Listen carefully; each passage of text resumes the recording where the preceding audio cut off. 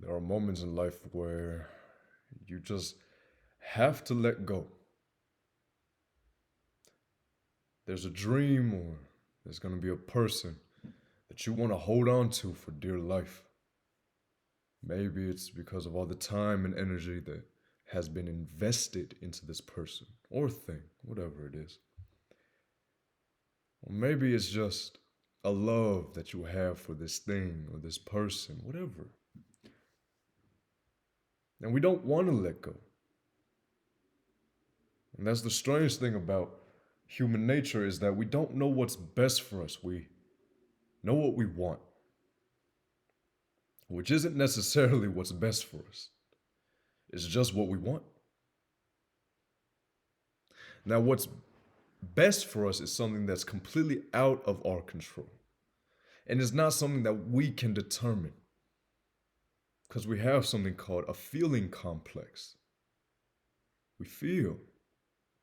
Emotions get in the way of logical thought. Psychologically speaking, we understand that we can't feel and think coherently.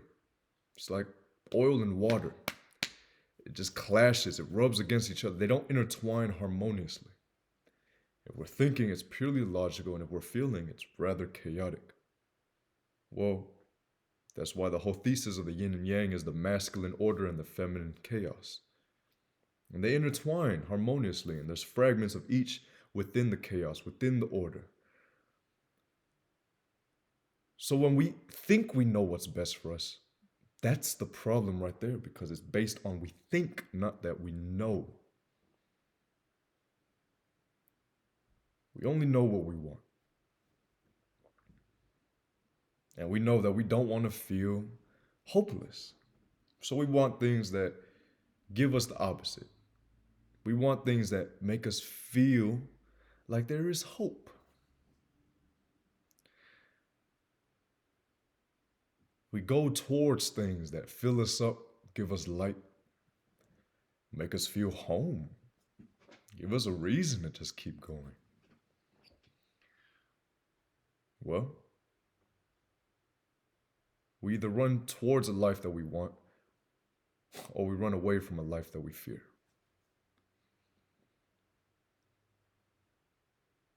This whole idea and this whole notion of letting go is indicative of the fact that it's hard to hold on to something and grow, despite how painful. I mean, well, let's look at our track record. We can look at your life and we can look at my life. And when I can look back on my life, I see a stack of evidence that says in moments where you let go, those were the moments you've grown the most. They were moments where you were fearful, sick to your stomach, and there was no way you were going to make it through. You thought there was no way you were going to make it through, and through it all, somehow, some way, you did it. And it makes no sense. You don't understand. But somehow, in moments where I surrendered and I let go of something, if it was meant to be, it came.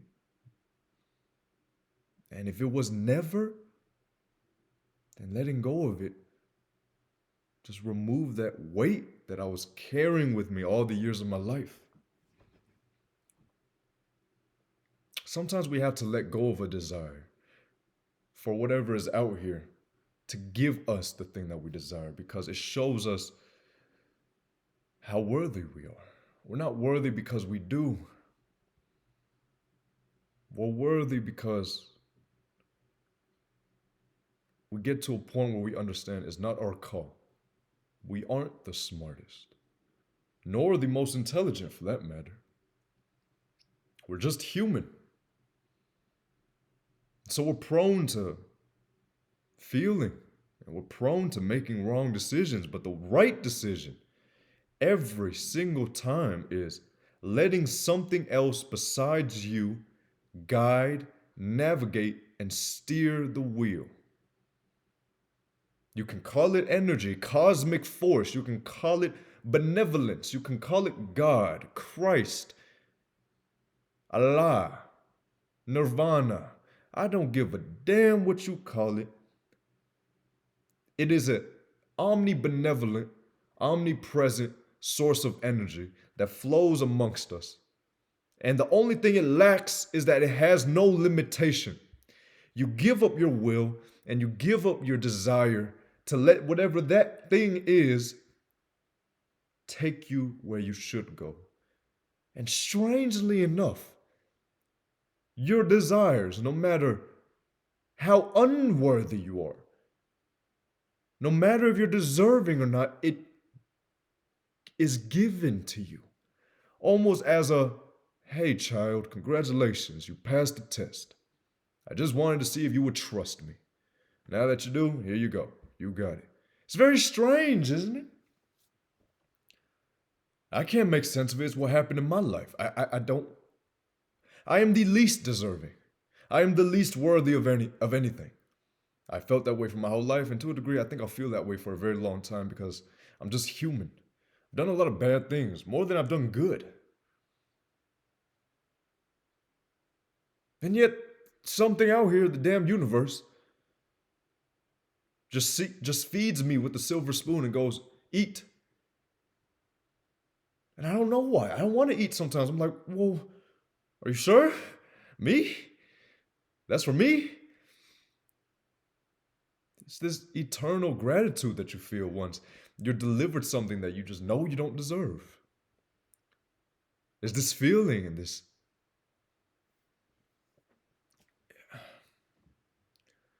It's a humbleness that you feel when you're given things that you were not worthy of, that you did not deserve, that you didn't earn.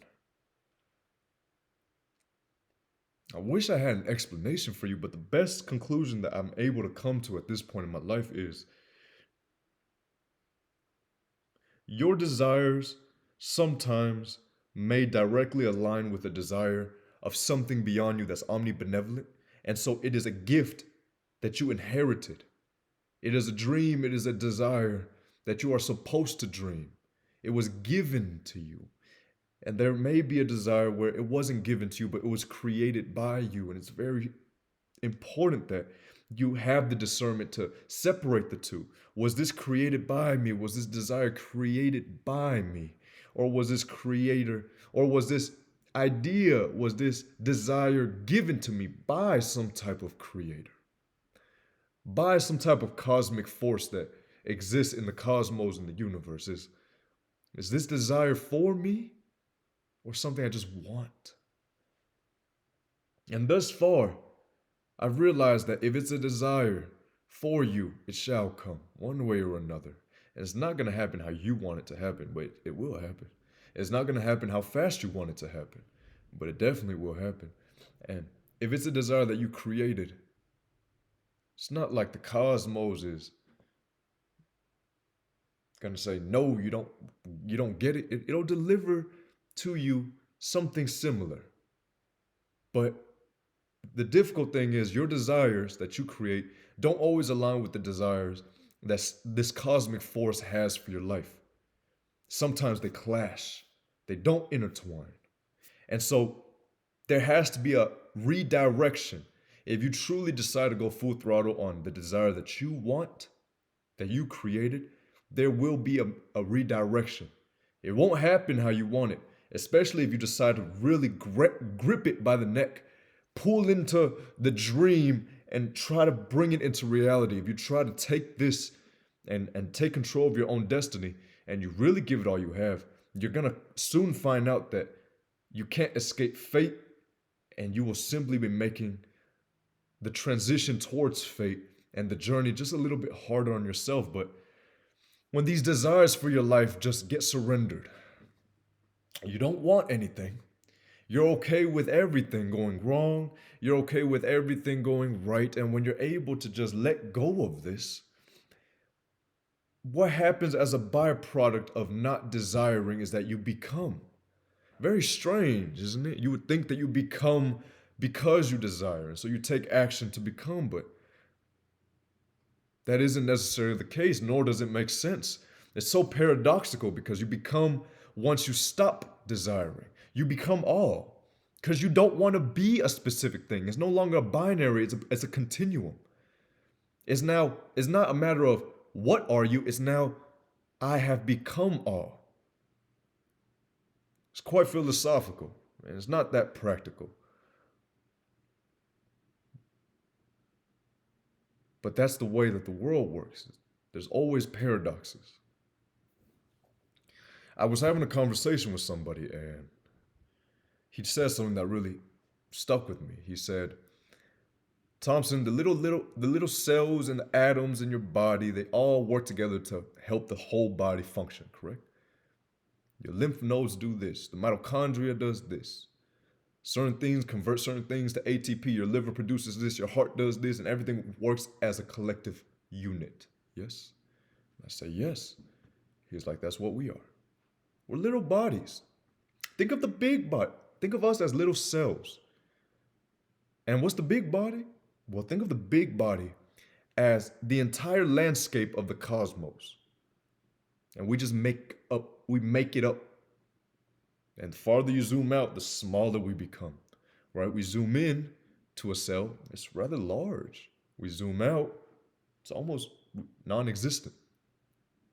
But it's there, and it plays a role, and it has a function. That's what we are. We zoom in, and the whole world revolves around us. The whole world is here to serve us. It's all about us. It's our goals, our desires. It's our path for what we want. It's what we want to do. It's how people view us. And we get into this self-centeredness. And then we zoom out and we realize the farther we zoom out, we're almost non-existent. I mean, for crying out loud, let's go on Google Maps, zoom into your house. And then let's just keep zooming out. Now all you see is an earth the size of your thumb. If you can zoom out further, you'll see the entire cosmos. And the earth is just a speck, and the cosmos is now the size of your thumb. You zoom out, and now an entire galaxy is the size of your thumb, and you forgot that the earth was even there. So imagine a human. And I told him, I said, well, yeah, that makes sense. He says, the problem is, Thompson, is when a small body tries to take on the role of being the entire body. That is when damage occurs. That's when hurt comes. That's when problems arise. When a small body tries to avoid its function and tries to take up the entire body. It's trying to break limitations that are set in place for a reason. We're finite and we're bounded. We're not the boundless infinite, we're the bounded finite. And because we're bounded and we're finite and we're chained down by the laws of physicality and there are restrictive barriers set in place, if we try to push past these barriers, one, it reinstates the idea that we are our own creators. That's why we can do things. Push past boundaries. It reinstates you are your own creator. And strangely enough, what happens is it causes a disturbance to where the entire body has to readjust. Because now we have a small body trying to take up the whole of the entire body. And it just doesn't work like that. We have functions that we play. There's roles that we have to play. There are things that we have to do in this life. I know some of us, I can definitely speak for myself in this manner. I know some of us want to get the success and just have the certain life for ourselves. And I was like that for a long time. I said, well, I want to do this. And it was really difficult if I didn't, man. I felt so invaluable, right? I felt like if I couldn't get money, I'd be just like my father. If I couldn't take care of my mother, my future woman one day, my child that I'll have one day, I'd be worthless as a man. If I wasn't going to be a millionaire by 25, I'd be entirely worthless in value, and I have no value, and I wouldn't be valuable, and I wouldn't be respected. And so that's a version of me trying to be the entire body. I wanted to be something else. And then I got to a point where I realized that my function is just to do what life wants me to do. And it took a lot of reflection to identify what that was.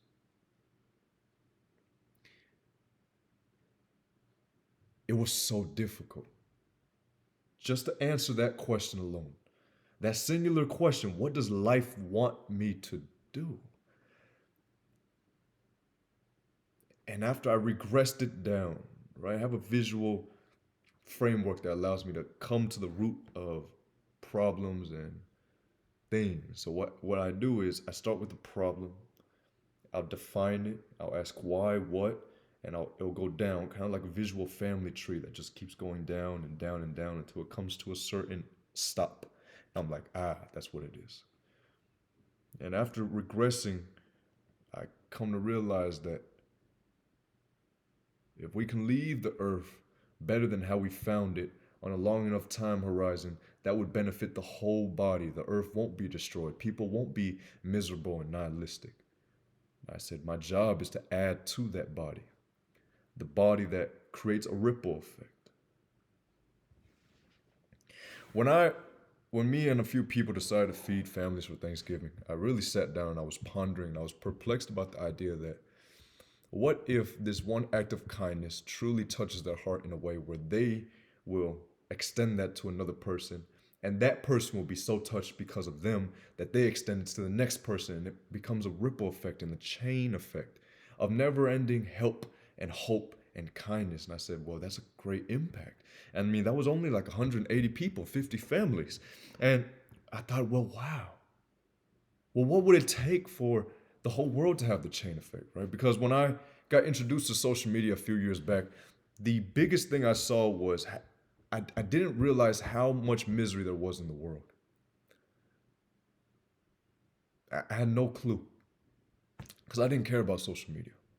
But when I saw that I had a fraction of power in the sense that I could impact to a degree and add to the body of hope by means of social media, I went full throttle. And that's when I really saw the amount of misery that was in the world, in people, based on what they say, their response, their comments, their judgment, their ridicule. And it didn't necessarily hurt me because I was affected and I was insecure, but it hurt me so much because I couldn't believe that this is where we were as humans. Like, this is where we are at now.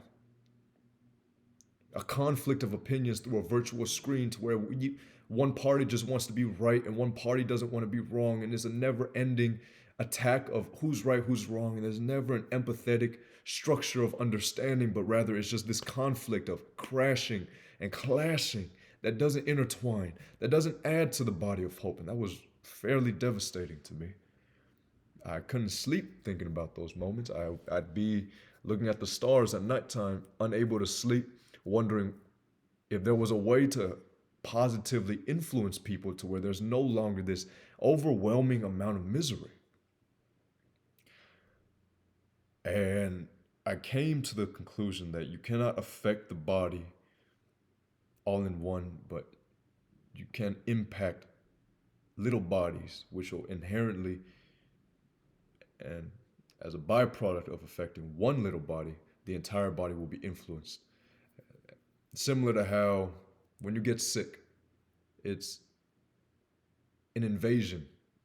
It's a bacteria that compounds and multiplies, that affects your blood cells, that affects the lymphatic systems, your immune systems, which increases your fatigue. So it starts with one that compounds and molds, of bacteria, a virus. Very contagious, highly contagious. And so hope and love, it's also just as contagious. It's an act of kindness. It's love. It's a desire to understand. It's not wanting to push your belief on somebody, but encourage them to develop their own. It's being a shoulder for someone that needs just to take a break and lean on you. It's being an ear for somebody that felt like they haven't been heard their whole life. It's a nice warm hug. It's kind words. It's understanding that the world does not revolve around you, but rather you are a little body that plays a role and you have a function, and you will see just how non-existent you are the more you can zoom out, despite you thinking that you are the center of the universe. And it was acknowledgement of all this that allows me to make certain decisions that I won't regret. And that's the idea of, well, letting go. That's the idea of having no desires, because it's either live for yourself and get everything you want, or live for something other than yourself and find everything you need. You get to choose here. You can get everything you want if you live for yourself. And you'll find everything you need if you live for something else other than yourself. And to anyone that still is in the bubble, where they're just concerned about their life, I know these words might not be fully digestible, but I promise that on a long enough time horizon, if you can slowly decrease the amount of things that you want, and if you can slowly decrease the desire for your life and increase the desire to assist people and help, your life will transform in a way that you cannot imagine. You will gain the most amount of money. You will get the most respect.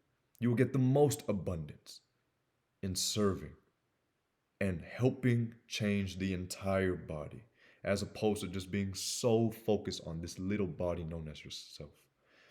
Find a way to impact the whole body, and as a byproduct, you, the single body, will receive whatever you desire. But you must let go. Let go and desire something else. But not even desire something else. Submit yourself to the will of something else. You don't just walk around and say, I want to change the world, right? Some of us do. It's very honorable, but not everyone does. The whole body wants to continue to flourish. The whole body doesn't want to be devastated and destroyed. Find a way to keep the world from getting more destroyed. Find a way to not add more misery to the body of pain. Don't add more to it. Find a way to add to the body of hope, the body of love, and find a way to impact the entire unit. Not just you. You are a function. Doesn't mean that your dreams won't come true. They will just happen in a different way and not necessarily the way that you want. And so when we can keep this in mind, it allows us to proceed with order. And then when things go wrong or things don't happen the way we want it to, we get this reminder, and it's peaceful that it's okay. Because it's not about what I wanted in the first place. It's about what something else wants for me. And I will let that thing use me and squeeze every last drip of potential out of me. It gives you a peace, Moments where things happen in my life that just don't go well, and it makes me feel kind of hopeless. I get reminded, I'm like, well, hold on, Thompson. It's not about what you want anyways, remember? You want to be of service, and you want to help the entire unit function as a whole. It's not about you. And I smile in moments like that, because I take a breath, and I'm reminded that things can go right, things can go wrong, and it doesn't matter. Because what matters is me taking the steps to become better in order to help the entire organism. Let go and it'll find you. But first you have to let go. And you will just see how paradoxical life really is. And you will just see how fast your desires fly to you once you let go. That's all I got.